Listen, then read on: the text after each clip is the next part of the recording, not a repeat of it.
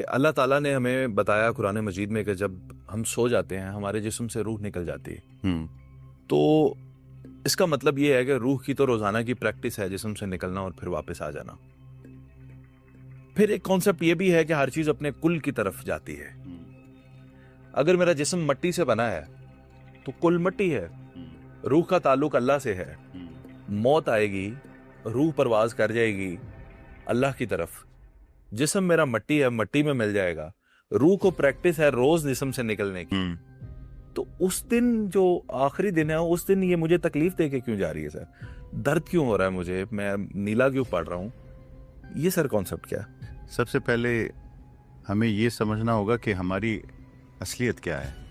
کیا ہم وہ جسم جس کی آپ مٹی سے بنا ہے وہ ہے، یا ہم وہ روح ہے؟ ہماری ریئلٹی کیا ہے؟ اب آصف کون ہے؟ آصف یہ جسم ہے جو میرے سامنے بیٹھا ہوا ہے، یا اس کے اندر کچھ اور وہ روح ہے جو وہ ریئلٹی ہے؟ ہماری ریئلٹی کیا ہے؟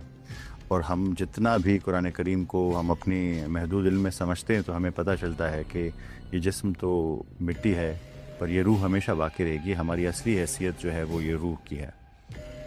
دیکھیں، خواب میں اور اصل موت میں اس میں فرق یہ ہے کہ جتنی میری انڈرسٹینڈنگ ہے روح کو ہم سمجھ نہیں سکتے، کیونکہ اللہ تعالیٰ نے قرآن کریم میں فرمایا کہ اس کا میں نے آپ کو علم نہیں دیا مگر بہت تھوڑا، اور یہ اللہ کے امر میں سے ہے. تو ہم اس کو سمجھ نہیں سکتے کہ کتنی بڑی چیز ہے. میرے خیال، میری انڈرسٹینڈنگ کے مطابق نیند میں آپ کا پورا جو روح، ایک اب روح کو آپ ایسے نہیں دیکھ سکتے کہ جیسے آپ کے باڈی کا کوئی ٹرانسپیرنٹ ڈبل ہے وہ نکل گیا ہے اور باقی رہ گیا.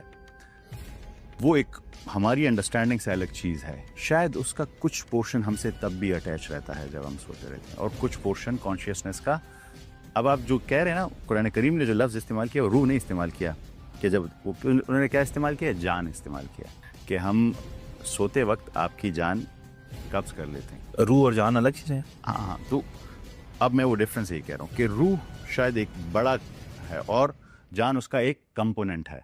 تو جو نیند کے ٹائم پہ ہے اس کمپوننٹ کا ایک حصہ چلا جاتا ہے پر کچھ باقی رہتا ہے، اور موت کے وقت شاید وہ مکمل طور پر پھر ٹرانسفر ہو سکتا ہے. اللہ عالم. لیکن اسی کے ساتھ قرآن مجید میں تو ہمیں یہ بھی بتایا گیا کہ ہر نفس کو موت کا ذائقہ چکھنا. ہر نفس کو موت کا ذائقہ چکھنا. کیا روح کو تو نہیں کہا گیا کہ موت کا ذائقہ چکھنا ہے؟ نفس کو چکھنا ہے، انسان کو بھی نہیں کہا.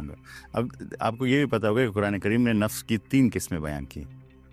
جی، قرآن کریم میں نفس کی 3 قسمیں بیان کی: نفس امارہ، نفس لوامہ اور نفس مطمئنہ. یعنی وہ